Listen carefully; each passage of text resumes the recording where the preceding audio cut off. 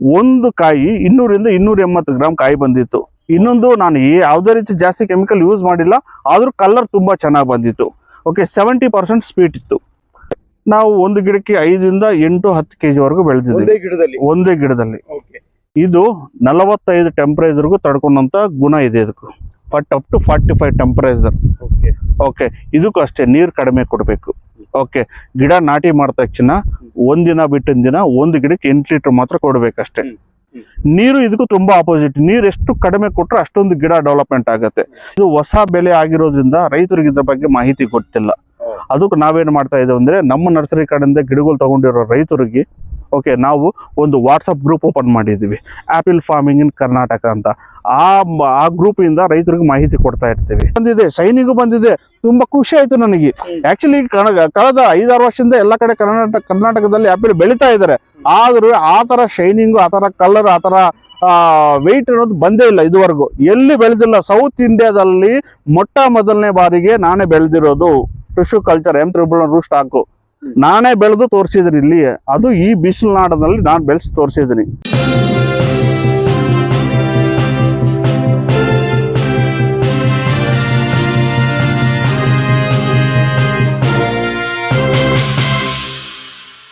Sir ನಮಸ್ತೆ. ನಮಸ್ಕಾರ. ತಮ್ಮ ಪರಿಚಯ ಸರ್? ನನ್ನ ಹೆಸರು ಪೇರಂ ಚಕ್ರಪಾಣಿ ಯಾದವ್ ಅಂತ. ನಾನು ಒಬ್ಬ ಹಾರ್ಟಿಕಲ್ಚರ್ ಅಡ್ವೈಸರು. ಓಕೆ, ನಮ್ಮ ನರ್ಸರಿ ಬಂದು ಶ್ರೀ ಸತ್ಯಸಾಯಿ ಹಾರ್ಟಿಕಲ್ಚರ್ ನರ್ಸರಿ, ಚಿಕ್ಕಬಳ್ಳಾಪುರ ಹತ್ರ ಪೇರೇಸಂದ್ರ ಅಂತ. ಚಿಕ್ಕಬಳ್ಳಾಪುರ 20 ಕಿಲೋಮೀಟರ್ ಆಗುತ್ತೆ ಪೇರೇಸಂದ್ರ ಅಂತ. ಪೇರೇಸಂದ್ರ ಹತ್ರ ಸಾದ್ಲಿ ಕ್ರಾಸು ಆಂಜನೇಯ ದೇವಸ್ಥಾನ ಹಿಂದ್ ಭಾಗ ನಮ್ಮ ನರ್ಸರಿ ಇದೆ. ಯಾರಾದ್ರೂ ಈ ಲೊಕೇಶನ್ ಅಡ್ರೆಸ್ ಬೇಕಂದ್ರೆ ಶ್ರೀ ಸತ್ಯಸಾಯಿ ಹಾರ್ಟಿಕಲ್ಚರ್ ನರ್ಸರಿ ಚಿಕ್ಕಬಳ್ಳಾಪುರ ಅಂತಂದ್ರೆ ಲೊಕೇಶನ್ ಬರುತ್ತೆ. ಓಕೆ, ನಾವು ಕಳೆದ ಸರ್ ಈಗ ಆಪಲ್ ಟ್ರೆಂಡಿಂಗ್ ಆಗ್ತಾ ಇದೆ. ಹೌದು, ಸಾಕಷ್ಟು ಪ್ರಗತಿಪರ ಕೃಷಿಕರು ಆಪಲ್ ನ ಬೆಳಿಲಿಕ್ಕೆ ಉತ್ಸಾಹ ತೋರಿಸ್ತಾ ಇದ್ದಾರೆ. ಸೊ ಅದರಲ್ಲೂ ಕೂಡ ನೀವು ಒಂದು ವಿಶಿಷ್ಟವಾದ ರೀತಿಯಲ್ಲಿ ಆಪಲ್ ಬೆಳೆ ಬೆಳೆದಿದ್ದೀರಾ ಅಂತ ಕೇಳ್ಪಟ್ವಿ. ಹೈ ಯೀಲ್ಡಿಂಗ್ ಆಪಲ್ ಅಂತ. ಸೊ ಅದ್ ಯಾವ ತಳಿ, ಹೇಗ್ ಬೆಳೆದ್ರಿ ಅನ್ನೋದನ್ನ ಸಂಪೂರ್ಣವಾಗಿ ವಿವರಿಸಬಹುದಾ? ಖಂಡಿತ. ಆಕ್ಚುಲಿ ಬಂದು ಇದು M311 ಅಂತ. ಓಕೆ, M311 ಅಂತಂದ್ರೆ ರೂಸ್ಟ್ ಹಾಕೋದು, ಕೆಳಗಡೆ ಇರಕ್ಕಂತ ರೂಸ್ಟ್ ಹಾಕೋದು. ಆ M311 ರೂಸ್ಟ್ ಹಾಕಿ ನಾವು ಮೇಲೆ ಏನ್ ಮಾಡ್ತೀವಿ ಅಂತಂದ್ರೆ, ಇಸ್ರೇಲ್ ಸಂಬಂಧಪಟ್ಟಿರಕ್ಕಂತ ಅನ್ನ ವೆರೈಟಿದು ಗ್ರಾಫ್ಟಿಂಗ್ ಮಾಡ್ತೀವಿ. ಯಾವ್ದು ಸರ್? ಇಸ್ರೇಲ್ ವೆರೈಟಿದು ಅನ್ನ ವೆರೈಟಿದು, ಅದನ್ನ ಗ್ರಾಫ್ಟಿಂಗ್ ಮಾಡ್ತೀವಿ. ಆಕ್ಚುಲಿ ಬಂದು ನಾವು ಸೀಡ್ಲಿಂಗ್ ಮೇಲೆ ಇಷ್ಟು ದಿನ ನಾವು ಸೀಡ್ಲಿಂಗ್ ಮೇಲೆ ಅನ್ನ ವೆರೈಟಿದು ಇಸ್ರೇಲ್ ವೆರೈಟಿ ಗ್ರಾಫ್ಟಿಂಗ್ ಮಾಡ್ತಾ ಇದ್ವಿ. ಅದು ಮಾಡೋದ್ರಿಂದ ಏನಾಗುತ್ತೆ ಅಂದ್ರೆ 2 ವರ್ಷ ಬೇಕಾಗಿತ್ತು ಈಲ್ಡಿಂಗ್ ಬರೋದಕ್ಕೆ. ಇವಾಗ ನಾವು ಈ ಟಿಶ್ಯೂ ಕಲ್ಚರ್ ಲ್ಯಾಬಲ್ಲಿ ಬೆಳೆದಿರಕ್ಕಂತ ಗಿಡಕ್ಕೆ M311 ರೂಸ್ಟ್ ಹಾಕಿ ಈಗ ಅನ್ನ ವೆರೈಟಿ, ಇಸ್ರೇಲ್ ವೆರೈಟಿ ಅನ್ನ ವೆರೈಟಿನ ಗ್ರಾಫ್ಟಿಂಗ್ ಮಾಡ್ತಾ ಇದ್ವಿ. ಹಂಗಂದ್ರೆ ಏನಾದ್ರು ವಿವರಿಸಬಹುದು ಸ್ವಲ್ಪ? ಅಂದ್ರೆ ಈಗ ನೋಡಿ, ಲ್ಯಾಬಲ್ಲಿ ಗಿಡ ಬೆಳೀತದೆ, ಅದನ್ನ ಭೂಮಿಗೆ ಹಾಕ್ತಾರೆ. ಅದೇನಾಗುತ್ತೆ ಅಂದ್ರೆ ಟಿಶ್ಯೂ ಕಲ್ಚರ್ ಆಗೋಯ್ತದು. ಅಂದ್ರೆ ರೂಟ್ ಡೆವಲಪ್ಮೆಂಟ್ ಚೆನ್ನಾಗಿರುತ್ತೆ. ಅದಕ್ಕೂ ನಾವು ಅನ್ನ ವೆರೈಟಿ ಗ್ರಾಫ್ಟಿಂಗ್ ಮಾಡಿದಾಗ ಈಲ್ಡಿಂಗ್ ಜಾಸ್ತಿ ಬರುತ್ತೆ, ಮತ್ತೆ ಈಲ್ಡಿಂಗ್ ಬೇಗ ಬರುತ್ತೆ. ಈಗ ನಮಗೆ ನಮ್ಮ ತೋಟದಲ್ಲಿ 11 ತಿಂಗಳಿಗೆ ಒಂದು ಗಿಡಕ್ಕೆ 5 ರಿಂದ 10 kg ಕಾಯಿ ಬಂದಿತ್ತು. ಈ ಹೈಟಲ್ಲಿ ಗಿಡಕ್ಕೆ ಆಲ್ರೆಡಿ ಕೆಲವೊಂದು ಯೂಟ್ಯೂಬ್ ಚಾನಲ್ ಅಲ್ಲಿ ಬಂದಿದೆ. ಇದು ಸುಮಾರು ಜನ ವಿಡಿಯೋ ಮಾಡ್ಕೊಂಡು ಹೋಗಿದ್ದಾರೆ. ಮತ್ತೆ ಮೈನ್ ಏನಪ್ಪಾ ಅಂದ್ರೆ, ನನಗೆ ಶಾಕ್ ಆಗಿರೋ ಇದೇನಪ್ಪಾ ಅಂತಂದ್ರೆ, ಒಂದು ಕಾಯಿ 200 ರಿಂದ 280 ಗ್ರಾಮ್ ಕಾಯಿ ಬಂದಿತ್ತು. ಇನ್ನೊಂದು ನಾನು ಯಾವುದೇ ರೀತಿ ಜಾಸ್ತಿ ಕೆಮಿಕಲ್ ಯೂಸ್ ಮಾಡಿಲ್ಲ, ಆದ್ರೂ ಕಲರ್ ತುಂಬಾ ಚೆನ್ನಾಗಿ ಬಂದಿತ್ತು. ಓಕೆ, 70% ಸ್ವೀಟ್ ಇತ್ತು, 30% ಸ್ವಲ್ಪ ಲೈಟ್ ಆಗಿ ಹುಳಿ ಇತ್ತು. ಓಕೆ, ಇವಾಗ ಏನ್ ಮಾಡ್ತಾ ಇದೀವಿ, ಕೆಲವೊಂದು ಕೆಮಿಕಲ್ ನ ಯೂಸ್ ಮಾಡ್ತಾ ಇದೀವಿ ಅದು ಸ್ವೀಟ್ ಬರೋದಕ್ಕೆ. ಈಗ ಫಾರ್ ಎಕ್ಸಾಂಪಲ್ ಪ್ರೊಮೋಗಾರ್ನೆಟ್, ದಾಳಿಂಬೆಗೆ ಎಷ್ಟು ಸ್ಪ್ರೇಗಳು ಮಾಡ್ತಾರೆ ಅಷ್ಟು ಬೇಕಾಗಿಲ್ಲ, ತುಂಬಾ ಮೇಂಟೆನೆನ್ಸ್ ಕಡಿಮೆ. ನಾವು ಕಟಿಂಗ್ ಮಾಡಿದ ತಕ್ಷಣ ಹಣ್ಣುಗಳು ಬಿಟ್ಟಾಗ ಮಾತ್ರ ಕೆಲವೊಂದು ಸ್ಪ್ರೇಗಳು ಮಾಡ್ಕೊಂಡ್ರೆ ತುಂಬಾ ಅನುಕೂಲ ಆಗುತ್ತೆ. ಈ M311 ಅನ್ನೋದನ್ನ ತುಂಬಾ ಈಲ್ಡಿಂಗ್ ಜಾಸ್ತಿ, ಮತ್ತೆ ಗಿಡ ಬೆಳವಣಿಗೆನೂ ಜಾಸ್ತಿ ಆಗುತ್ತೆ. ಓಕೆ, ಯಾವುದೇ ವಾತಾವರಣಕ್ಕೂ ಹೊಂದಿಕೆ ಆಗುತ್ತೆ. ಎಷ್ಟು ಡಿಫರೆನ್ಸ್ ಸರ್ ಯಾವ್ದಲ್ಲಿ? ಕಾಮನ್ ಆಪಲ್ಗೂ ಈ ತಳಿಯ ಆಪಲ್ಗೂ ಇದು ನೋಡಿ, ಇದು ವರ್ಷಕ್ಕೆ 2 ಬೆಳೆ ಬರುತ್ತೆ. ಡಿಸೆಂಬರ್ ಅಲ್ಲಿ ಕಟಿಂಗ್ ಮಾಡಿದ್ದು ಏಪ್ರಿಲ್ ತಿಂಗಳಲ್ಲಿ ಬರುತ್ತೆ. ತಿರ್ಗಾ ಜುಲೈ ಅಲ್ಲಿ ಕಟಿಂಗ್ ಮಾಡಿದ್ದು ಅಕ್ಟೋಬರ್ ತಿಂಗಳಲ್ಲಿ ಬರುತ್ತೆ. ಇದು ಒಂದು ವಿಶೇಷತೆ. 2 ಬೆಳೆ. ಅದು 2 ಬೆಳೆ ಬರಲ್ವಾ ಸರ್? ಅದು 2 ಬೆಳೆ ಬರುತ್ತೆ. ಆದ್ರೆ ಡಿಸೆಂಬರ್ ಅಲ್ಲಿ ಕಟಿಂಗ್ ಮಾಡಿದ್ದು ಏಪ್ರಿಲ್ ಅಲ್ಲಿ ಬರೋದೇ ಒಳ್ಳೆ ಈಲ್ಡಿಂಗ್ ಅದು. ಮತ್ತೆ ಜುಲೈ ಅಲ್ಲಿ ಕಟಿಂಗ್ ಮಾಡಿದ್ದು ಅಕ್ಟೋಬರ್ ಸ್ವಲ್ಪ ಕಡಿಮೆ ಪ್ರಮಾಣ ಬರುತ್ತೆ. ಫಾರ್ ಎಕ್ಸಾಂಪಲ್, ಈಗ ಡಿಸೆಂಬರ್ ಅಲ್ಲಿ ಕಟಿಂಗ್ ಮಾಡಿದ್ದು ಏಪ್ರಿಲ್ ಅಲ್ಲಿ ಬರೋದು 10 kg ಕಾಯಿ ಬಂದ್ರೆ, ಜುಲೈ ಅಲ್ಲಿ ಕಟಿಂಗ್ ಮಾಡಿದ್ದು ಅಕ್ಟೋಬರ್ ಅಲ್ಲಿ ಬರೋದು ಒಂದು 5 kg ಕಾಯಿ ಬರುತ್ತೆ ಅಷ್ಟೇ. ಅದು ಒಂದು ಗಿಡಕ್ಕೆ. ಇದಾದ್ರೆ ನಿಮಗೆ ಮೊದಲನೇ ವರ್ಷನೂ ಫಸ್ಟ್ ಕಟಿಂಗು 10 kg ಬರುತ್ತೆ, ಸೆಕೆಂಡ್ ಕಟಿಂಗು 10 kg ಬರುತ್ತೆ. ಇದು ಅಂದಾಜ್ ಒಂದ್ ಗಿಡದಲ್ಲಿ ಇದು ಎಷ್ಟು ಕೆಜಿ ನೀವು ಬೆಳೆದ್ರಿ ಸರ್? ನಾವು ಒಂದು ಗಿಡಕ್ಕೆ 5 ರಿಂದ 8-10 kg ವರೆಗೂ ಬೆಳೆದಿದ್ದೀವಿ ಒಂದೇ ಗಿಡದಲ್ಲಿ. ನೀವು ಪ್ರಯೋಗ ಮಾಡಿದ್ದು ಎಷ್ಟರಲ್ಲಿ ಸರ್ ಓವರ್ ಆಲ್? ಈಗ ಫಾರ್ ಎಕ್ಸಾಂಪಲ್ ಈಗ 10 ಗುಂಟಲ್ಲಿ ನಾನು ಫಸ್ಟ್ ಟ್ರೈ ಮಾಡಿದ್ದೀನಿ. ಇದು 10 ಗುಂಟೆ ಇದು ಹೊಸ ವೆರೈಟಿ, ಕಾಸ್ಟ್ಲಿ ಇರೋದ್ರಿಂದ ಆಕ್ಚುಲಿ ಬಂದು ಇದು ಇಟಲಿಯಿಂದ ರೂಸ್ಟ್ ಆಗಿ ತಂದಿರೋದು. ಎಲ್ಲೂ ಇದನ್ನ ಇಲ್ಲಿ ನಮ್ಮಲ್ಲಿ ಯಾರು ಇಲ್ಲ ಹಿಮಾಚಲ ರೂಸ್ಟ್ ಹಾಕಿದೆ. ಅಲ್ಲಿ ಸ್ವಲ್ಪ ವೈರಸ್ ಇದೆ ಅಂತ ನನಗೆ ಕೇಳಪಟ್ಟೆ ನಾನು. ಅದರಿಂದ ಡೈರೆಕ್ಟ್ ಆಗಿ ಇಟಲಿಗೆ ಹೋಗಿ ಅಲ್ಲಿ ಮಾಹಿತಿ ತಗೊಂಡು ಅಲ್ಲಿಂದ ರೂಸ್ಟ್ ಆಗಿ ತಂದು ಓಕೆ ಆಮೇಲೆ ಇಲ್ಲಿ ಗ್ರಾಫ್ಟಿಂಗ್ ಮಾಡಿಸಿದ್ದೆ. ಓಕೆ ಗ್ರಾಫ್ಟಿಂಗ್ ಮಾಡಿಸಿ ನಮ್ಮ ವಾತಾವರಣಕ್ಕೆ ನಮ್ಮ ಕಪ್ಪು ಮಣ್ಣು, ಕೆಂಪು ಮಣ್ಣು, ಎರೆಹುಳ ಗೊಬ್ಬರ, ಬೇವಿನ ಹಿಂಡಿ, ಹೊಂಗೆ ಹಿಂಡಿ ಇವೆಲ್ಲ ಮಣ್ಣಿಗೆ ಮಿಕ್ಸ್ ಮಾಡಿ ಇದರಲ್ಲೇ ಆ ರೂಟ್ ತಂದು ಆ ಭೂಮಿಗೆ ಹಾಕಿ ಗಿಡ ಬೆಳೆದ ಮೇಲೆ ನಾನು ಇಲ್ಲಿ ನಾಟಿ ಮಾಡಿದ್ದೆ. ಇವತ್ತು ನಾನು ಸ್ಟಾರ್ಟಿಂಗ್ ಏನ್ ಮಾಡಿದ್ದೆ 10x5 ಮಾಡಿದ್ದೆ. ಗಿಡದ ಗಿಡಕ್ಕೆ 5 ಅಡಿ, ಸಾಲಿನ ಸಾಲಿಗೆ 10 ಅಡಿ ಮಾಡಿದ್ದೆ. ನನಗೆ 6-7 ತಿಂಗಳಿಗೆ ಇದು ಕಾಯಿ ಬರೋಕ್ ಶುರು ಆಯ್ತು. ಅವಾಗ ನಾನು ಅನ್ಕೊಂಡೆ ಓಹೋ ಇನ್ನ ಸ್ವಲ್ಪ ಚೆನ್ನಾಗಿ ಇನ್ನ ಜಾಸ್ತಿ ಹಾಕಿದ್ರೆ ಐಡೆನ್ಸಿಟಿ ಎಲ್ಲ ಹಾಕಿದ್ರೆ ನೋಡೋಣ, ಕಾಶ್ಮೀರ್ ತರ ಹಾಕಿದ್ರೆ ಚೆನ್ನಾಗಿರುತ್ತೆ ಐಡೆನ್ಸಿಟಿ ಅಂದ್ಬಿಟ್ಟು ನಾನು ಈ ಕುಚ್ಚುಗಳೆಲ್ಲ ಹಾಕಿದೆ. ಓಕೆ ಕುಚ್ಚುಗಳೆಲ್ಲ ಹಾಕಿ ತಂತಿ ಎಳೆದು ಸ್ವಲ್ಪ ಕಾಯಿ ಜಾಸ್ತಿ ಬಂದಾಗ ಅದ್ರ ಮೇಲೆ ಸಪೋರ್ಟ್ ಗಿರ್ಲಿ ಅಂತ ನಾನು ಮಾಡಿದ್ದೀನಿ ಅದನ್ನ.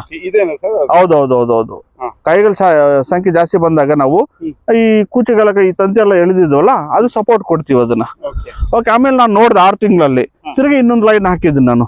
ಈಗೇನು ಗಿಡ ನೋಡ್ತಾ ಇದ್ರಲ್ಲ ಇದರಲ್ಲಿ ಬಂದು 14 ತಿಂಗಳ ಗಿಡನೂ ಇದೆ, 8 ತಿಂಗಳ ಗಿಡನೂ ಇದೆ. 8 ತಿಂಗಳ ಗಿಡ ಇರೋದನ್ನ ನಾನು ಜುಲೈಯಲ್ಲಿ ಬಿಡ್ತೀನಿ. ಇವಾಗ 1 ವರ್ಷ ಕಂಪ್ಲೀಟ್ ಆಗಿರೋ ಗಿಡ ಮತ್ತೆ ತಿರ್ಗಾ ಫಸಲ್ ಬಿಡ್ತಾ ಇದೀವಿ. ಲಾಸ್ಟ್ ಟೈಮ್ ಅಕ್ಟೋಬರ್ ಬಂದಿತ್ತು. ತಿರ್ಗಾ ಈಗ ಮೊನ್ನೆ ನವೆಂಬರ್ ಫುಲ್ ನೀರು ಕೊಟ್ಟಿಲ್ಲ. ಡಿಸೆಂಬರ್ ತಿರ್ಗಾ ನಾವು ಎಲೆ ಉದುರಿಸಿ ಕಟಿಂಗ್ ಮಾಡಿದ್ವಿ. ಇವಾಗ ಮತ್ತೆ ಹೂವು ಪಿಂದೆ ಎಲ್ಲ ಸ್ಟಾರ್ಟ್ ಆಗಿದೆಲ್ಲ. ಸರ್ ಇದಕ್ಕೆ ಬೇರೆ ಕಾಳಜಿ ಏನಾದ್ರು ಬೇರೆ ರೀತಿ ವಹಿಸ್ಬೇಕಾ? ಕಾಮನ್ ಆಪಲ್ ಬೆಳೆಗೂ ಈ ಬೆಳೆಗೂ ಯಾವ್ದಲ್ಲಿ ಈಗ ಅಂದ್ರೆ ನೋಡಿ ಇದು 45 ಟೆಂಪರೇಚರ್ಗೂ ತಡ್ಕೊಂಡಂತ ಗುಣ ಇದೆ ಇದಕ್ಕೂ. Up to 45 temperature. ಓಕೆ ಇದಕ್ಕೂ ಅಷ್ಟೇ ನೀರು ಕಡಿಮೆ ಕೊಡಬೇಕು. ಓಕೆ ಗಿಡ ನಾಟಿ ಮಾಡಿದ ತಕ್ಷಣ ಒಂದಿನ ಬಿಟ್ಟಿನ ದಿನ ಒಂದು ಗಿಡಕ್ಕೆ 8 ಲೀಟರ್ ಮಾತ್ರ ಕೊಡ್ಬೇಕಷ್ಟೇ. ಅದು ಒಂದು ತಿಂಗಳಷ್ಟೇ. 1 ತಿಂಗಳು ಆದ್ಮೇಲೆ 2 ದಿನಕ್ಕೆ ಒಂದ್ಸಲ ಒಂದು ಗಿಡಕ್ಕೆ 8 ಲೀಟರ್ ನೀರು ಕೊಡ್ಬೇಕಷ್ಟೇ. 1 ಗಂಟೆ ಆನ್ ಮಾಡಿದ್ರೆ ಸಾಕು.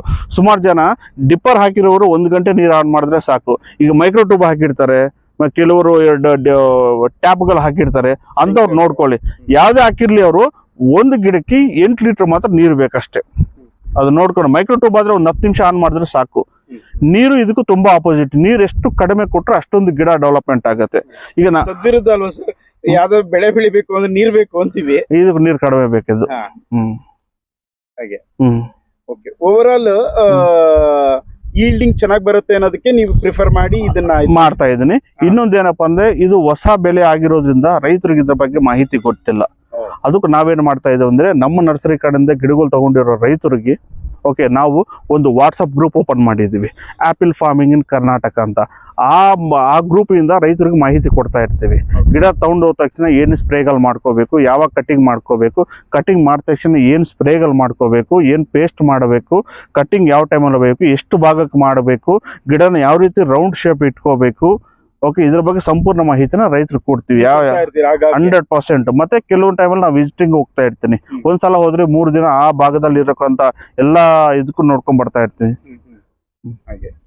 ಸರ್ ಯೂಶಲಿ ಇದ್ರದ್ದು ಮೆರಿಟ್ಸ್ ಡಿಮೆರಿಟ್ಸ್ ಹೇಳ್ಬೋದಾ ನಮ್ಮ ರೈತರಿಗೆ? ಅಂದ್ರೆ ಮೆರಿಟ್ಸ್ ಡಿಮೆರಿಟ್ಸ್ ಅಂದ್ರೆ ಈ ಬೆಳೆಯಿಂದ ಇಷ್ಟು ಅನುಕೂಲ ಇದೆ, ಹೀಗೆ ಅನಾನುಕೂಲ ಇದೆ, ಅದನ್ನ ಸರಿಪಡಿಸ್ಕೊಳ್ಳೋದು ಹೇಗೆ ಅನ್ನೋದನ್ನ ನೋಡಿ. ಅದನ್ನೇ ಹೇಳ್ತಾ ಇದ್ನಲ್ಲ, ಮೊದಲನೇದಾಗಿ ಮೇನ್ ರೀಸನ್ ಬಂದು ವಾಟರ್.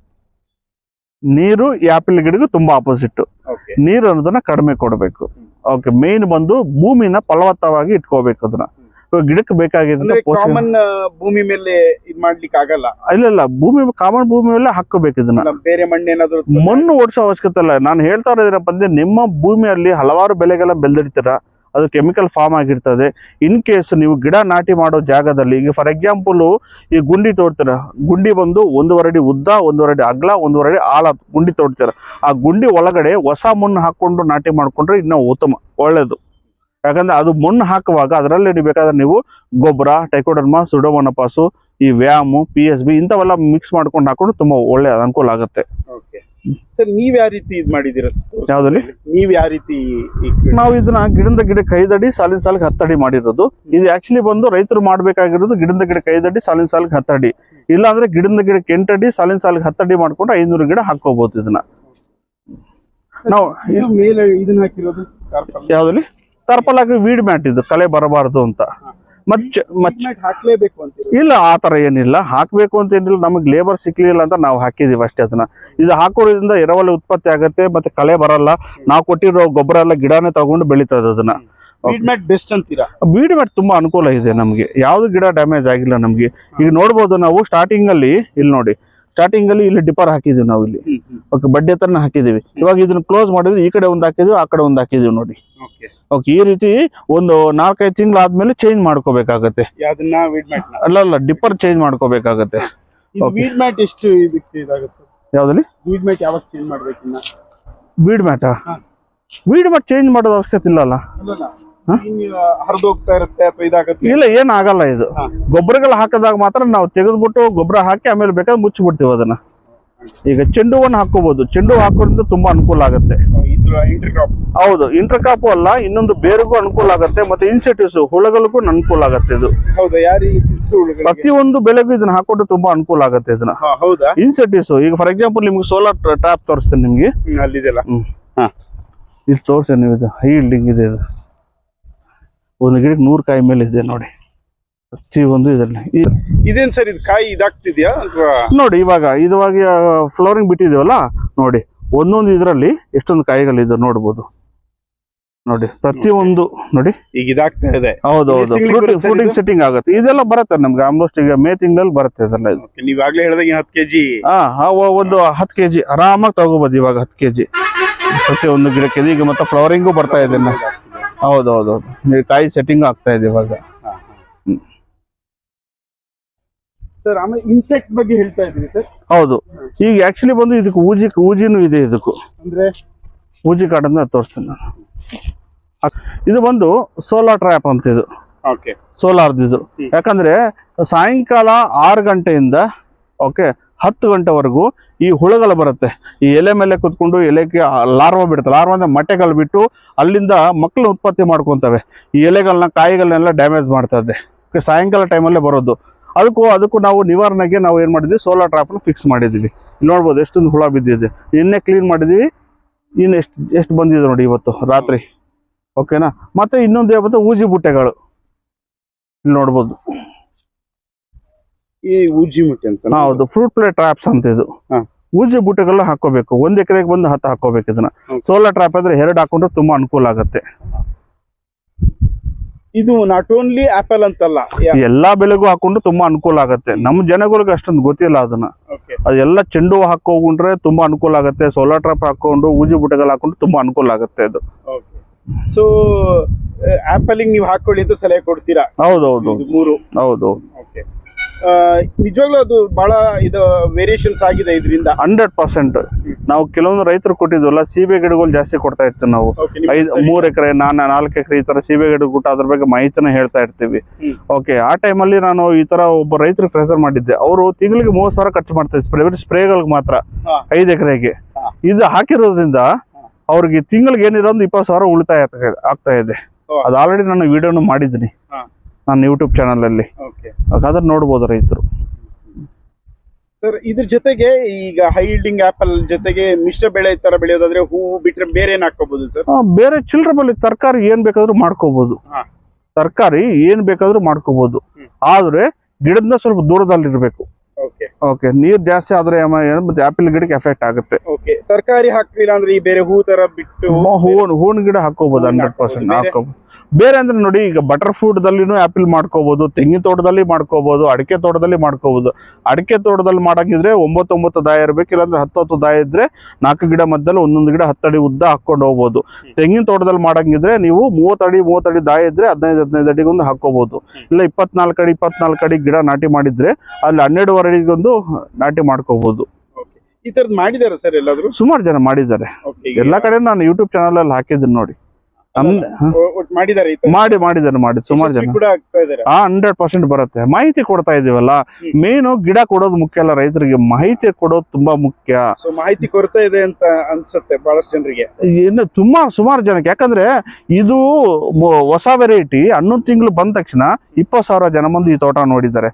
ಅವಾಗ ಸುಮಾರು ಜನ ಬಂದು, ಸರ್ ನಾವು ಹಾಕಿ 2 ವರ್ಷ ಆಯ್ತು, ನಮ್ದು ಕಾಯಿನೇ ಬಿಡ್ತಾ ಇಲ್ಲ, ಉದ್ದಕ್ಕೆ ಹೋಗಿದೆ, 8 ಅಡಿ ಬೆಳೆದಿದೆ, 9 ಅಡಿ ಬೆಳೆದಿದೆ ಅಂತ ಸುಮಾರು ಜನ ನನಗೆ ಇಲ್ಲಿ ಬಂದು ಪಾಪ ಕೇಳ್ತಾರೆ. ಆಮೇಲೆ ಇಲ್ಲಿ ನೋಡ್ಬಿಟ್ರು ಅವ್ರು ಖುಷಿ ಪಟ್ರು, ಸರ್ ನಮ್ದು ಒಂದು ಕಾಯಿನೂ ಬಿಡ್ತಾ ಇಲ್ಲ ಸರ್ ಅಂತ. ಮೇನ್ ಏನಪ್ಪಾ ಅಂತಂದ್ರೆ ನಾವು ಈಲ್ಡಿಂಗ್ ಬಿಡಕ್ ಮುಂಚೆ, ಅಂದ್ರೆ ಈಗ ನಾವು ಬೆಳೆಗೆ ಬಿಡಕ್ ಮುಂಚೆನೆ 1 ತಿಂಗಳ ಮುಂಚೆ ನೀರು ಸ್ಟಾಪ್ ಮಾಡ್ಬೇಕು ಇದಕ್ಕೂ. ಓಕೆ, ಫಾರ್ ಎಕ್ಸಾಂಪಲ್ ಈಗ ಡಿಸೆಂಬರ್ ಅಲ್ಲಿ ಕಟಿಂಗ್ ಮಾಡ್ತೀವಿ ಅಂತಂದ್ರೆ ನಾವು ಅಕ್ಟೋಬರ್ 20ನೇ ತಾರೀಕಿಂದ ನವೆಂಬರ್ 30ನೇ ತಾರೀಕುವರೆಗೂ ನೀರು ಕೊಡಬಾರ್ದು. 40 ಡೇಸ್ ನೀರು ಕೊಡಬಾರ್ದು. 40 ಡೇಸ್ ಅದಾದ್ಮೇಲೆ ಎಲ್ಲೆಲ್ಲ ತೆಗೆದ್ಬಿಟ್ಟು ಎಲ್ಲೆಲ್ಲ ಡ್ರಾಪ್ ಮಾಡ್ಬೇಕು ಅದನ್ನ. ಇಲ್ಲಿ ನೋಡಿ ಈ ತರ ನೋಡಿ ಎಲ್ಲೆಲ್ಲ ಡ್ರಾಪ್ ಮಾಡಿ ಓಕೆ ಕಟಿಂಗ್ ಮಾಡಿ ಪೇಸ್ಟ್ ಮಾಡ್ಬೇಕು ಇದಕ್ಕೂ. ಓಕೆ, ಕಟಿಂಗ್ ಮಾಡಿ ಪೇಸ್ಟ್ ಮಾಡಿ ಕೆಲವೊಂದು ಸ್ಪ್ರೇಗಳಿದಾವೆ, ಆ ಸ್ಪ್ರೇಗಳು ಮಾಡಿದ್ರೆ ಬರ್ಡ್ಸ್ ಓಪನ್ ಆಗುತ್ತೆ, ಅಂದ್ರೆ ಗರ್ಭ ಕಟ್ಟತ್ತೆ, ಅದು ಗರ್ಭ ಕಟ್ಟತ್ತೆ. ಆಮೇಲೆ ಅಲ್ಲಿಂದ ಓಪನ್ ಆಗುತ್ತೆ ಬರ್ಡ್ಸ್ ಎಲ್ಲ ಓಪನ್ ಆಗಿ ಹೂವು ಪಿಂದೆಲ್ಲ ಸೆಟ್ಟಿಂಗ್ ಆಗುತ್ತೆ. ಇದಕ್ಕೆ ಬೇಕಾಗಿರೋಂಥ ಸಂಬಂಧಪಟ್ಟಿರಕ್ಕಂಥ ಎಲ್ಲ ಔಷಧಿಗಳನ್ನ ನಾನು ರೈತರಿಗೆ ಅನ್ನೋದನ್ನ ನಾನು ವಾಟ್ಸಪ್ ಮುಖಾಂತರ ತಿಳಿಸ್ಕೊಡ್ತೀನಿ. ಅವ್ರು ಅದು ತಗೊಂಬಂದು ಸ್ಪ್ರೇಗಳು ಮಾಡ್ಕೊಂಡ್ರೆ ಫ್ರೂಟ್ ಸೆಟ್ಟಿಂಗ್ ಎಲ್ಲ ಆಗುತ್ತೆ. ಅದು ಯಾಕೆ ಸರ್ ಈಗ ನೀವು ಹೇಳಿದ್ದನ್ನ ಕೆಲವರು ಪಾಲಿಸ್ತಾ ಇಲ್ವಾ? ಅಂದ್ರೆ ಅದೇ ಸುಮಾರು ಅಲ್ಲ, ಕೆಲವ್ರು ಏನಪ್ಪಾ ಅಂತಂದ್ರೆ ನಾವು ಎಷ್ಟು ಮಕ್ಕಳ ತರ ನಾನು ಅದನ್ನ ವಾಟ್ಸಪ್ ಗ್ರೂಪ್ ಅಲ್ಲಿ ಇದು ಮಾಡ್ತೀನಿ ನೋಡಿ. ನಾನು ಇಂಗ್ಲಿಷ್ ಅಲ್ಲಿ ಟೈಪ್ ಮಾಡ್ತೀನಿ, ಕನ್ನಡದಲ್ಲಿ ಟೈಪ್ ಮಾಡ್ತೀನಿ, ವಾಯ್ಸ್ ಮೆಸೇಜ್ ಕೊಡ್ತೀನಿ. ಆದ್ರೂ ಸಹಿತ ಸುಮಾರು ಜನ ಏನ್ ಮಾಡಿಲ್ಲ ಅಂತಂದ್ರೆ ಬೇಡ ಬೇಸ ನಮ್ಗೆ ಏನೋ ಕೆಲಸ ಇತ್ತು, ಏನ್ ತಪ್ಪು ಮಾಡ್ತಾ ಇದ್ರು ಗೊತ್ತಾ? ಅವರು 2-3 ಬೆಳೆ ಹಾಕಿರ್ತಾರೆ, ಒಂದ್ರ ಮೇಲೆ ಗಮನ ಇಟ್ಟು ಮಾಡಲ್ಲ ಅದನ್ನ. ಆ ಕಡೆ ನೋಡ್ತಾರೆ, ಈ ಕಡೆ ನೋಡ್ತಾರೆ, ಆ ಕಡೆ ಹೋಗ್ತಾರೆ, ಈ ಕಡೆ ಹೋಗ್ತಾರೆ. ಇಲ್ಲ, ಒಂದು ಸಬ್ಜೆಕ್ಟ್ ಒಂದು ಟೈಮ್ ಟೇಬಲ್ ತಗೊಂಡು ಮಾಡ್ಕೊಂಡ್ರೆ ತುಂಬಾ ಅನುಕೂಲ ಆಗತ್ತೆ. ರೈತರು ತಪ್ಪು ಮಾಡ್ತಾ ಇರೋದೇ ಬಟ್ ನೀರ್ ಜಾಸ್ತಿ ಕೊಡ್ತಾರೆ ಅಷ್ಟೇ ಗಿಡಕ್ಕೆ. ಅಲ್ಲ, ಇಲ್ಲಾಂದ್ರೆ ಮಾಡಕ್ಕೆ ಹೋಗ್ಬಾರ್ದು ಅಲ್ವಾ? ಹೌದು, ಮಾಡ್ತೀನಿ ಅಂದ್ರೆ ಈ ಶಿಸ್ತುಬದ್ಧವಾಗಿ ಮಾಡ್ಬೇಕು ಅದನ್ನ. ಇಲ್ಲ ಆಗಿಲ್ಲ ಅಂತ ಸುಮ್ನೆ ಮಾಡಿ ಸುಮ್ನೆ ದುಡ್ಡು ಏನು ಕ್ಲಾಸ್ ಮಾಡ್ಕೋಬೇಕಾಗತ್ತೆ. ಸುಮಾರು ಜನ ಆಸೆ ಇರುತ್ತೆ, ನಾವು ಬೆಳಿಬೇಕು, ನಾವು ಮಾಡಬೇಕು, ನಾವು ಆದಾಯ ತಗೋಬೇಕು ಅಂತ. ಆದ್ರೂ ನಾವು ಹೇಳ್ದಂಗೆ ಮಾಡ್ಕೊಂಡ್ರೆ ಅನುಕೂಲ ಆಗತ್ತೆ. ಸುಮಾರು ಜನ ಇಲ್ಲ ನೀವೇ ಬರಬೇಕು, ನೀವೇ ಇದು ಮಾಡ್ಬೇಕು ಅಂದ್ರೆ ಆಗಲ್ಲ. ಅದು ಇಟ್ ಇಸ್ ನಾಟ್ ಪಾಸಿಬಲ್. ಯಾಕಂದ್ರೆ ನಾವು ನಿಮಗ್ ಮಾಹಿತಿ ಕೊಡ್ತಾ ಇದೀವಿ, ಮಾಹಿತಿ ನೋಡ್ಕೊಂಡು ನೀವು ಮಾಡ್ಕೋಬೇಕು. ಗಿಡ ಕೊಟ್ಟು ಕೈ ತೊಳ್ಕೊತಾರೆ ಸರ್, ನೀವು ಮಾಹಿತಿನೂ ಕೂಡ ಕೊಡ್ತಾ ಇದ್ದೀವಿ. ಇಲ್ಲ, ನಾನು ಸೀಬೆ ಗಿಡ ನೋಡ್ಬೋದು, ನಮ್ದು ಯೂಟ್ಯೂಬ್ ಚಾನಲ್ ಇದೆ ಚಕ್ರಪಾಣಿ ಯಾದವ್ ಅಂತ. ಜಸ್ಟ್ ಯೂಟ್ಯೂಬ್ ಅಲ್ಲಿ ಹೋಗಿ ಚಕ್ರಪಾಣಿ ಯಾದವ್ ಅಂತ ಹೊಡೆದ್ರೆ ನಾನು ಏನು ಯಾವ ತರ ಅಂತ ಎಲ್ಲರಿಗೂ ರೈತರಿಗೆ ಗೊತ್ತಾಗತ್ತೆ. ಸುಮಾರು ಜನ ಏನಪ್ಪಾ ಅಂದ್ರೆ ಈಗ ನೋಡಿ, ಈಗ ನಾನು ಒಂದು 50 ಎಕರೆಗೆ ಇದು ಸೀಬೆ ಗಿಡಗಳನ್ನ ಕೊಟ್ಟಿದ್ದೀನಿ. ಅದರಲ್ಲಿ 30 ಜನ ರೈತರು ಮಾತ್ರ SSP ಸರಿಯಾಗಿ ಬೆಳೆದು ಆದಾಯ ತಗೊಂತಾರೆ. 20 ಜನ ಮಾಡಲ್ಲ. ಏನಕ್ಕೆ ಅಂತಂದ್ರೆ ಸುಮ್ಮನೆ ಹಾಕ್ತಾರೆ, ಅದ್ರ ಬಗ್ಗೆ ನೋಡಲ್ಲ, ಟೈಮ್ ಟು ಟೈಮ್ ಸ್ಪ್ರೇ ಮಾಡಲ್ಲ, ಆಮೇಲೆ ಹೇಳಿದ್ದು ಮಾಡೋದಿಲ್ಲ. ನಾವು ಮಾಡಿದೀವಿ ಅಂತಾರೆ. ನೀವು ಸ್ಟಾಪ್ ಮಾಡಿ ಅಂದ್ರೆ ನೀವು ಯಾವಾಗೋ ಮಾಡಿದ ತಪ್ಪನ್ನು ಇವಾಗ ನೀವು ಸ್ಟಾಪ್ ಮಾಡಿದ ಉಪಯೋಗ ಆಗಲ್ಲ. ಅದನ್ನ ಆ್ಯಪಲ್ ಗಿಡಕ್ಕಷ್ಟೇ ಸ್ಟಾರ್ಟಿಂಗ್ 9-10 ತಿಂಗಳು ಚೆನ್ನಾಗಿ ಬೆಳೀತದೆ ಆ್ಯಪಲ್ ಗಿಡ. ಅದನ್ನ ಓಕೆ, ನೀವು ನೀರು ಎಷ್ಟೇ ಕೊಟ್ಟರು ಗಿಡ ಬೆಳೀತದೆ. 9-10 ತಿಂಗಳು ಆದ್ಮೇಲೆ ಅದು ರೋಗ ಬರುತ್ತೆ. ರೋಗ ಬಂದ್ಮೇಲೆ ಅದಕ್ಕೂ ವಾಸಿ ಆಗೋದು ತುಂಬಾ ಕಷ್ಟ ಆಗುತ್ತೆ. ಅದೇ ನೀವು ಸ್ಟಾರ್ಟಿಂಗ್ ಇಂದ ನೀರು ಕಡಿಮೆ ಕೊಟ್ಟು ಗಿಡನ ಬೆಳೆಸ್ಕೊಂಡ್ರೆ ಗಿಡ ಡ್ಯಾಮೇಜ್ ಆಗೋದಲ್ಲ ನಿಮಗೆ. ಈಗ ನಮ್ಗೆ ಜ್ವರ ಬರುತ್ತೆ, ನಾವು ಟ್ಯಾಬ್ಲೆಟ್ ಹಾಕಿದ್ರೆ ನಮ್ಗೆ ವಾಸಿ ಆಗತ್ತೆ, ಇಲ್ಲಾಂದ್ರೆ ಆಗಲ್ಲ. ಗಿಡಕ್ಕೂ ಅಷ್ಟೇ ನೀರು ಕಡಿಮೆ ಕೊಟ್ಟರೆ ಗಿಡಕ್ಕೆ ಏನು ರೋಗ ಬರಲ್ಲ. ಅದನ್ನ ನೋಡ್ಕೋಬೇಕು ರೈತರು. ಸರ್, ಒಟ್ಟಾರೆ ನಮ್ಮ ರೈತರಿಗೆ ಈ ಹೈ ಈಲ್ಡಿಂಗ್ ಆಪಲ್ ಬೆಳೆಯೋದಾದ್ರೆ ಏನ್ ಸಲಹೆಯನ್ನು ಕೊಡ್ತೀರಾ? ಅವ್ರಿಗೆ ಎಷ್ಟು ಲಾಭ ಬರ್ಬೋದು ಅಂತ ಒಂದ್ ಸಣ್ಣ ಎಕ್ಸಾಂಪಲ್ ನೀಡಿ. ನೋಡಿ, 100% M111 ಅನ್ನೋದನ್ನ ನಮ್ಮ ಕರ್ನಾಟಕದಲ್ಲಿ SSP ಕೊಂಡಿದೆ. ಓಕೆ, ಇನ್ನೊಂದೇನಪ್ಪ ಅಂದ್ರೆ ಈಗ ಏನ್ ತೋಟ ನೋಡ್ತಾ ಇದ್ರಲ್ಲ, ಈ ತೋಟ ಬಂದು ಆಂಧ್ರ ಗಡಿ ಭಾಗ. ಇದು ಆಕ್ಚುಲಿ ಇಲ್ಲಿಂದ 20 ಕಿಲೋಮೀಟರ್ ಆಂಧ್ರ ಬಾರ್ಡರ್ ಬರುತ್ತೆ, ನಿಮಗೆ ಅನಂತಪುರ ಬಾರ್ಡರ್ ಬರುತ್ತೆ, ಬಾಗೇಪಲ್ಲಿ. ಓಕೆನಾ, ಈ ವೆದರ್ಗೆ ಇದನ್ನ ಸೂಟಬಲ್ ಆಗಿದೆ. ಇದನ್ನ ಯಾವ ಜಿಲ್ಲೆಗೆ ಬೇಕಾದ್ರೂ ಇದನ್ನ ಹಾಕೋಬಹುದು. 100% ಇದನ್ನ ಬೆಳೀತಾ ಇದೆ. ಕಾಯಿನೂ ಶೈನಿಂಗ್ ಬರ್ತಾ ಇದೆ. ಕೆಲವೇ ದಿನದಲ್ಲಿ ನಾನು ಕಾಯಿನ ಸಹಿತ ಬೈಬ್ಯಾಕ್ ಮಾಡಬೇಕು ಅಂತ ನಿರೀಕ್ಷೆದಲ್ಲಿ ಇದನ್ನ ಆಗ್ಲಿ ನಾ ಕೇಳೋದ್ ಮರ್ತೇ ಸರ್. ಯೂಶಲಿ ಇದ್ರ ಮಾರ್ಕೆಟ್ ನ ಬೆಳೆದಂತ ರೈತರು ಮಾರ್ಕೆಟ್ ಎಲ್ಲಿ ಮಾಡ್ಬೇಕು ಅನ್ನೋದಿರುತ್ತೆ. ಇಲ್ಲ, ಅದನ್ನೇ ಈಗ ನಾವೇನ್ ಮಾಡ್ತಾ ಇದ್ದೇವೆ ಅಂತಂದ್ರೆ ನಾವೇ ಒಂದು ಮಾರ್ಕೆಟ್ ಕ್ರಿಯೇಟ್ ಮಾಡ್ಬೇಕು ಅಂತಿದೀವಿ. ಓಕೆ, ನಿಮ್ಮ ನರ್ಸರಿಯಿಂದಾನೇ ನಮ್ದಾದಂತ ಒಂದು ಹೆಸರಲ್ಲಿ ಓಪನ್ ಮಾಡಿ ನಾವೇ ಮಾಡ್ಬೇಕು ಅಂತಿದ್ವಿ. ಯಾಕಂದ್ರೆ ಹಿಮಾಚಲ್ ಕಾಶ್ಮೀರಲ್ಲಿ ಅಲ್ಲಿಂದ ಕಾಯಿ ಬರುತ್ತೆ. ಅವ್ರು ಏನ್ ಮಾಡ್ತಾರೆ, ರೇಟ್ಗಳು ಕಡಿಮೆ ಇರುವಾಗ ಕೆಮಿಕಲ್ ಸ್ಪ್ರೇ ಮಾಡಿ ಕೋಲ್ಡ್ ಸ್ಟೋರೇಜ್ ಅಲ್ಲಿ ಇಡ್ತಾರೆ, 2-3 ತಿಂಗಳು ಇಡ್ತಾರೆ. ಓಕೆ, ಅದೇನಾಗತ್ತೆ, ಇವು ಕೆಮಿಕಲ್ ಸ್ಪ್ರೇ ಮಾಡಿ ಕೋಲ್ಡ್ ಸ್ಟೋರೇಜ್ ಇಟ್ಟೋದ್ರಿಂದ ಅವ್ರ ಸ್ವೀಟ್ ಅನ್ನು ಜನರೇಟ್ ಆಗುತ್ತೆ. ನಮ್ಮಲ್ಲಿ ಏನಪ್ಪಾ ಅಂದ್ರೆ ನಾವು ಇವತ್ತು ಸಾಯಂಕಾಲ ಕಿತ್ತಿರೋ ಕಾಯಿನ ಬೆಳಗ್ಗೆಗೆ ನಾವು ರೈತರಿಗೆ ಇಲ್ಲ ಕಸ್ಟಮರ್ಗೆ ತಲುಪಿಸ್ಬೋದು, ಅವ್ರಿಗೆ ಡೆಲಿವರಿ ಕೊಡ್ಬೋದು. ಅವಾಗ ಕಾಯಿ ಸ್ವಲ್ಪ ಹುಳಿ ಇದ್ರು ಸಹಿತ ಮೈಗೆ ಅನ್ನೋದು ಒಳ್ಳೇದು. ನಾವು ಯಾವುದೇ ರೀತಿ ಜಾಸ್ತಿ ಕೆಮಿಕಲ್ ಸ್ಪ್ರೇ ಮಾಡಲ್ಲ ಇದಕ್ಕೂ. ಓಕೆ, ಅವ್ರು ಏನ್ ಮಾಡ್ತಾರೆ, ಈಗ ಅವ್ರ ಕಾಯಿ ತಗೊಳ್ಳಿ, ನೀವು ಒಂದು ಚಾಕು ತಗೊಂಡು ಹಿಂಗಂದ್ರೆ ಪೌಡರ್ ತರ ಬರುತ್ತೆ. ಅದು ತುಂಬಾ ಡೇಂಜರ್ ಕ್ಯಾನ್ಸರ್ಗೆ. ಅದು ಹಲವಾರು ಮಾಧ್ಯಮಗಳಲ್ಲಿ, ಟಿವಿಗಳಲ್ಲೆಲ್ಲ ಸುಮಾರು ಕಡೆ ಹೇಳಿದ್ದಾರೆ, ಸುಮಾರು ಜನ ನೋಡಿರ್ತಾರೆ. ಆದ್ರೆ ನಾವು ನಮ್ಮ ಕರ್ನಾಟಕದಲ್ಲಿ, ನಮ್ಮ ಕರ್ನಾಟಕ ನೆಲದಲ್ಲಿ ಬೆಳೆದಿರಕ್ಕಂಥ ಆಪಲ್ ಕಾಯಿನ ತಿಂದ್ರೆ ತುಂಬಾ ಅನುಕೂಲ ಆಗತ್ತೆ. 100 ರೂಪಾಯಿ kg ಹೋಗ್ಲಿ, ನಮಗೆ ಆರೋಗ್ಯ ತುಂಬ ಅನುಕೂಲ ಆಗತ್ತಲ್ಲ, ನಮಗೆ ಆರೋಗ್ಯ ಚೆನ್ನಾಗಿರುತ್ತಲ್ಲ ನಮ್ಮದು. ಅವರು ಯಾವ ಥರ ಬೆಳೆದಿದ್ದಾರೆ, ಯಾವ ಥರ ನಾವು ನೇರವಾಗಿ ನೋಡ್ತೀನಿ. ವರ್ಷಕ್ಕೆ 4 ಸಲ ಹೋಗ್ತೀನಿ ನಾನು. ಶ್ರೀನಗರ ಹೋಗ್ತೀನಿ, ಕಾಶ್ಮೀರ ಹೋಗ್ತೀನಿ, ಹಿಮಾಚಲಕ್ಕೆ ಹೋಗ್ತೀನಿ. ಅಲ್ಲಿರಕ್ಕಂಥ ರೈತರ ಹತ್ರ ನಾನು ಮಾಹಿತಿ ತೊಗೊತೀನಿ. ಅವ್ರು ಯಾವ ಥರ ಮಾರ್ತಾ ಇದ್ದಾರೆ, ಯಾವ ಥರ ಬೆಳೆಯನ್ನು ಬೆಳೀತಾ ಇದ್ದಾರೆ ಅನ್ನೋ ಸಂಪೂರ್ಣ ಮಾಹಿತಿ ತೊಗೊಂಡೆ ನಾನು ರೈತರಿಗೆ ಅನ್ನೋದು ಕೊಡ್ತಾ ಇದ್ದೀನಿ. ಆ್ಯಕ್ಚುಲಿ ಇದ್ರ ಬಗ್ಗೆ ಮಾಹಿತಿ ಇರಬೇಕು, ಮತ್ತು ನಮ್ಮದು ತೋಟ ಅಂತ ಇರಬೇಕು. ಇದ್ರೇನೆ ಮಾತ್ರ ನಾವು ರೈತರಿಗೆ ಗಿಡ ಕೊಡೋಕೆ ಅನುಕೂಲ ಆಗುತ್ತೆ. ಅದನ್ನ ನಾನು ಆಲ್ಮೋಸ್ಟ್ ಈಗ ನನಗೆ 4-5 ಲಕ್ಷ ಖರ್ಚಾಗಿದೆ. 4 ವರ್ಷದಿಂದ ಇದು ರಿಸರ್ಚ್ ಮಾಡ್ತಾ ಇರೋದು. ಮುಂಚೆ ನಾನು ಈಗ ಕಳೆದ 2 ವರ್ಷದಿಂದ ಅದ್ರ ಬಗ್ಗೆ ಮಾಹಿತಿ ತಗೊಂಡ ಮೇಲೆ ಇವಾಗ 2 ವರ್ಷದಿಂದ ಈ ಗಿಡಗಳು ಅನ್ನೋದು ನಾವು ಸೇಲ್ ಮಾಡ್ತಾ ಇದೀವಿ, ಅದ್ರ ಬಗ್ಗೆ ಮಾಹಿತಿನ ಕೊಡ್ತಾ ಇದೀವಿ. ಸರ್ ಈಗ ನೆಕ್ಸ್ಟ್ ಬ್ರ್ಯಾಂಡ್ ಆಗುತ್ತಾ ಅಂದ್ರೆ? ಅಲ್ಲ, ನಾವು ಮಾಡೋಣ ನೋಡಿ. ಈಗ ನೀವು ನೋಡ್ಬೋದು ನೋಡಿ, ಕರ್ನಾಟಕದ ಆಪಲ್ ಆಗುತ್ತೆ 100% ಆಗತ್ತೆ ನೋಡಿ. ಅದನ್ನೇ ನಾನು ನಿರೀಕ್ಷಿತನಲ್ಲಿ ಇದ್ರೆ ನಾನು 100% ಆಗ್ಲೇಬೇಕು ಅಂತಾನೆ ಆಪಿಲ್ ಬೆಳೆಯೋದನ್ನ ಸಕ್ಸಸ್ ಆಗತ್ತೆ. ನಾವು ಸಹಿತ ಬೆಂಗಳೂರು ಆಪಿಲ್ ಅಂತಾನೆ ಒಂದು ಹೆಸರು ಇಡೋಣ ಅಂತಾನೆ ನಿರೀಕ್ಷಿತದಲ್ಲಿ ಇದನ್ನ ನಾನು. ಓಕೆ, ಈಗ ಇಲ್ಲಿ ನೋಡಿದ್ದೀನಿ ನನಗೆ M1 ಸಕ್ಸಸ್ ಆಗಿದೆ, ಕಲರ್ ಬಂದಿದೆ, ಶೈನಿಂಗು ಬಂದಿದೆ, ತುಂಬಾ ಖುಷಿ ಆಯ್ತು ನನಗೆ. ಆಕ್ಚುಲಿ ಕಳೆದ 5-6 ವರ್ಷದಿಂದ ಎಲ್ಲ ಕಡೆ ಕರ್ನಾಟಕದಲ್ಲಿ ಆಪಿಲ್ ಬೆಳೀತಾ ಇದ್ದಾರೆ. ಆದ್ರೂ ಆ ತರ ಶೈನಿಂಗು, ಆ ತರ ಕಲರ್, ಆ ತರ ವೆಯ್ಟ್ ಅನ್ನೋದು ಬಂದೇ ಇಲ್ಲ ಇದುವರೆಗೂ, ಎಲ್ಲಿ ಬೆಳೆದಿಲ್ಲ. ಸೌತ್ ಇಂಡಿಯಾದಲ್ಲಿ ಮೊದಲನೇ ಬಾರಿಗೆ ನಾನೇ ಬೆಳೆದಿರೋದು ಟಿಶ್ಯೂ ಕಲ್ಚರ್ M1 ಸ್ಟಾಕು ನಾನೇ ಬೆಳೆದು ತೋರಿಸಿದ್ದೀನಿ ಇಲ್ಲಿ. ಅದು ಈ ಬಿಸಿಲು ನಾಡದಲ್ಲಿ ನಾನು ಬೆಳೆಸಿ ತೋರಿಸಿದ್ದೀನಿ, ಯಾರು ಬೆಳೆದಿಲ್ಲ. ಫಸ್ಟ್ ನಾನು ಬೆಳೆದಿದ್ದೀನಿ, ಅದನ್ನು ತೋರಿಸಿದ್ದೀನಿ. ಅದು ವೆಯ್ಟ್ ಆಗಲಿ, ಕಲರ್ ಆಗಲಿ, ಶೈನಿಂಗ್ ಆಗಲಿ, ಈಲ್ಡಿಂಗ್ ಆಗಲಿ ಎಲ್ಲ ನೋಡಿದ್ದೀನಿ ನಾನು. ಈಗ ಒಂದು ಬೆಂಗಳೂರು ಆ್ಯಪಿಲ್ ಅಂತ ಒಂದು ಬ್ರ್ಯಾಂಡ್ ಮಾಡಿ ನಾವು ನಮ್ಮ ರೈತರಿಗೆ, ನಮ್ಮ ಜನಗಳಿಗೆ ನಾವೇ ನಮ್ಮ ಕರ್ನಾಟಕದಲ್ಲಿ ಬೆಳೆದಿರೋಕ್ಕಂಥ ಕಾಯಿನ ಕೊಡಬೇಕು ಅಂತಲೇ ನನ್ನೊಂದು ಕಾನ್ಸೆಪ್ಟ್ ಇದೆ, ನನ್ನದೊಂದು ಡ್ರೀಮ್ ಇದೆ. ಆಗ್ಲಿ ಸರ್, ಒಳ್ಳೇದಾಗ್ಲಿ. ಎಷ್ಟಿದೆ ಸರ್ ಕಾಸ್ಟ್ ಇದು ಬೈ ಮಾಡಬೇಕು? ನೋಡಿ, ಲಾಸ್ಟ್ ಟೈಮ್ ನನಗೆ 11 ತಿಂಗಳಲ್ಲಿ ಒಂದ್ಸಲ ಈಲ್ಡಿಂಗ್ ಬಂದಿತ್ತು. ಆ ಟೈಮಲ್ಲಿ ಕೆಲವು ರೈತರಿಗೆ ಇಲ್ಲೇ 130, 140 ತನಕ ಕೊಟ್ಟಿದ್ದೀನಿ. ಮತ್ತೆ ಮಾರ್ಕೆಟ್ ಇಂದನೂ ಕೆಲವರು ಬಂದಿದ್ರು, ಮಾರ್ಕೆಟ್ ಅವರು ಬಂದು ಅವ್ರಿಗೆ ಬೇಕಾಗಿ ಅವ್ರು ಏನ್ ಮಾಡ್ತಾ ಇದ್ರೆ ಅವ್ರಿಗೆ ಬೇಕಾಗಿರೋಲ್ಲ ಚೆನ್ನಾಗಿರೋ ಕಾಯಿನೆಲ್ಲ ಕಿತ್ಕೊಂಡು ಹೋಗ್ತಾರೆ. ಅವ್ರಿಗೆ ನಾನೇನು ಕೊಟ್ಟೆ, 180 ರೂಪಾಯಿ ಕೊಟ್ಟೆ. ನಾನು 180 ರೂಪಾಯಿಗೆ ಕೊಟ್ಟೆ. ಈಗ ಇಲ್ಲಿ ಈಲ್ಡಿಂಗ್ ಮತ್ತೆ ಕೆಲವರು ಮಾರ್ಕೆಟ್ ಅವರು ಬಂದಿದ್ರು ಇಲ್ಲಿ, ಸರ್ ನೀವು ಬೆಳೀರಿ ಸರ್, ನಾವೇ ಬೇಕಾದ್ರೆ ತಗೊಂತೀವಿ ಅದನ್ನ ಅವರು ಅಂತ ಇದ್ದಾರೆ. ಈಗ ಅವ್ರಿಗೆ ಯಾಕೆ ಕೊಡೋಣ, ನಾವೇ ಒಂದು ಮಾರ್ಕೆಟ್ ಕ್ರಿಯೇಟ್ ಮಾಡೋಣ, ಕರ್ನಾಟಕ ಆ್ಯಪಿಲ್ ಅಂತ ಒಂದು ಬ್ರ್ಯಾಂಡ್ ಓಪನ್ ಮಾಡಿ ಸರ್ಕಾರ ಕಡೆಯಿಂದ ಏನಾದರೂ ಸೌಲಭ್ಯಗಳಿದ್ರೆ ಅದನ್ನ ತಗೊಂಡು ನಾವೇ ಸೇಲ್ ಮಾಡೋಣ ಅಂತಿದ್ದೀವಿ.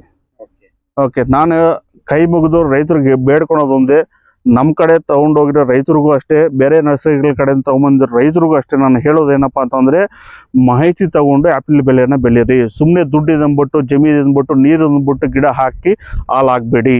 ಯಾವುದಾಗಲಿ ಮೊದಲನೇದಾಗಿ ಬಂದು ಮಾಹಿತಿ ತಗೊಂಡು ಅದರ ಬಗ್ಗೆ ಮಾಹಿತಿ ತಗೊಂಡು ಬೆಳೆದ್ರೆ ಬೆಳೆ ಬರುತ್ತೆ ನಿಮಗೆ. ಸುಮ್ಮನೆ ನಾವು ಹಾಕಿದ್ದೀವಿ, ನೀರು ಬಿಟ್ಟಿದ್ದೀವಿ, ಕೊಡುಗೆ ಗೊಬ್ಬರ ಹಾಕಿದ್ದೀವಿ ಅಂದರೆ ಆಗಲ್ಲ. ಇದು ಮೇನ್ ನೀರು ಇದಕ್ಕೂ ತುಂಬ ಕಡಿಮೆ ಬೇಕು. ಈ ನೀರು ಬರೋ ಡಿಪ್ಪರ್ ಆಗಲಿ, ಮೈಕ್ರೋ ಟ್ಯೂಬ್ ಆಗಲಿ ಗಿಡದ ಬಡ್ಡೆ ಹತ್ರ ಯಾವುದೇ ಕಾರಣಕ್ಕೆ ಇಡಬೇಡಿ. ಗಿಡದಿಂದ 1-1.5 ಅಡಿ ದೂರದಲ್ಲಿ ಇಡಬೇಕು ಅದನ್ನ.